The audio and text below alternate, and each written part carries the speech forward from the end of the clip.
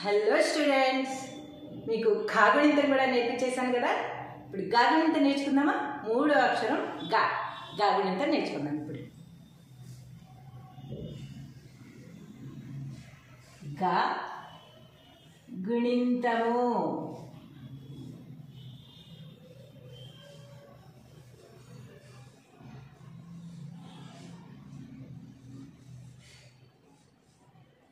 గాగుణింతం గాగుణింతం నేర్చేసుకుందాం. ఇప్పుడు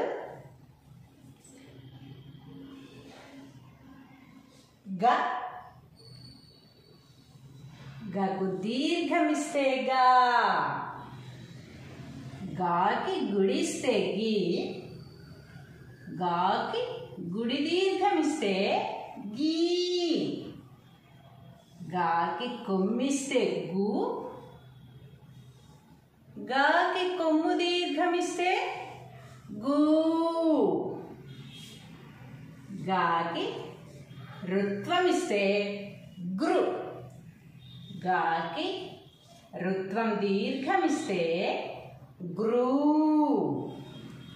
గాకి ఎత్వమిస్తే గే, గాకి ఏత్వమిస్తే గే, గాకి ఐత్వమిస్తే గై, గాకి ఒత్వమిస్తే go, గాకి ఓత్వమిస్తే go, గాకి ఔత్వమిస్తే గౌ, గాకి సున్నా పెడితే గం, గాకి రెండు సున్నాలు పెడితే గహ.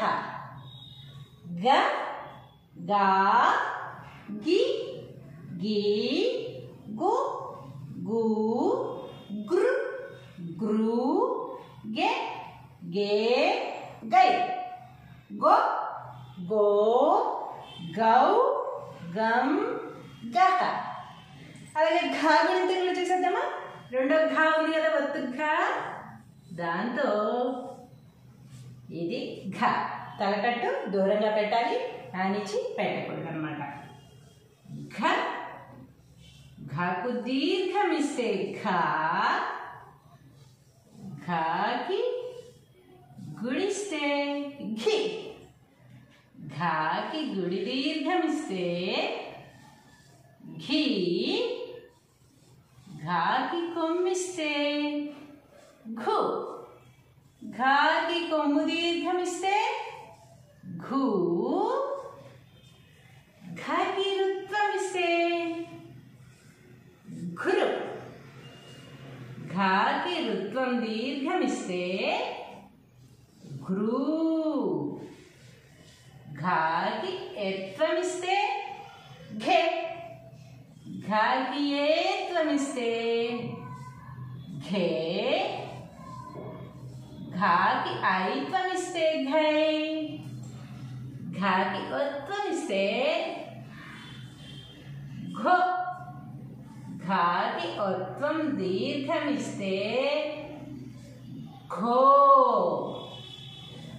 ఘాకి ఔత్వమిస్తే ఘౌ, ఘాకి సున్నా పెడితే ఘం, ఘాకి రెండు సున్నాలు పెడితే